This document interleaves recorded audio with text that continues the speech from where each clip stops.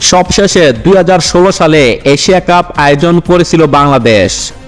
এরপর প্রায় 8 বছর পেরোতে চলেও এশিয়া কাপ বাংলাদেশে আনতে পারেনি বিসিবি। তবে সেই আক্ষেপ ঘুচতে যাচ্ছে 18 কোটি ক্রিকেট প্রেমীদের। আসন্ন 2027 এশিয়া কাপের পর্দা উঠবে লাল সবুজের দেশে। টুর্নামেন্টটি হবে ওয়ানডে ফরম্যাটে। এটি বাংলাদেশের জন্য একটি সুখবর।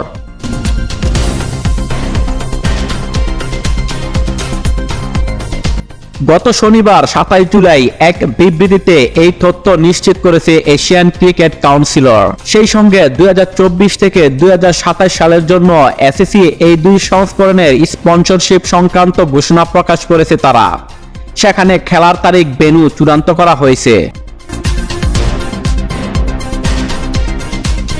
বাংলাদেশের আগে 2025 সালের এশিয়া কাপ বসবে ভারতে। 2026 সালে টি-20 বিশ্বকাপ থাকায় এই ফরম্যাটেই এশিয়া কাপ আয়োজন করার জন্য অনুমোদন দিয়েছে এসিসি। আর 2027 সালে ওয়ানডে বিশ্বকাপকে মাথায় রেখে ফরম্যাট পরিবর্তন করেছে তারা।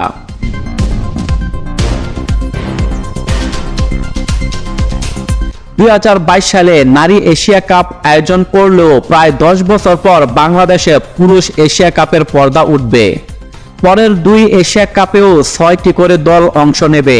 এর মধ্যে 5টি দল খেলবে সরাসরি। দলগুলো হলো বাংলাদেশ, ভারত, আফগানিস্তান, পাকিস্তান ও শ্রীলঙ্কা। আরেকটি দল আসবে বাছাই খেলে।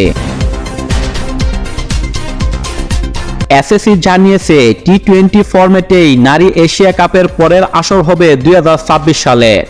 আর 2024, 25, 26 এবং 2027 প্রতিটি অনূর্ধ্ব-19 এশিয়া কাপ হবে ওয়ানডে ফরম্যাটে।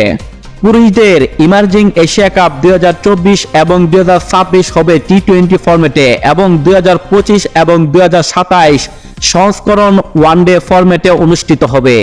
এছাড়া 2025 ও 2027 সালে মহিলাদের ইমার্জিং এশিয়া কাপ অনুষ্ঠিত হবে টি-20 ফরম্যাটে। এসব টুর্নামেন্ট কোথায় হবে তা এখনো চূড়ান্ত করা হয়নি।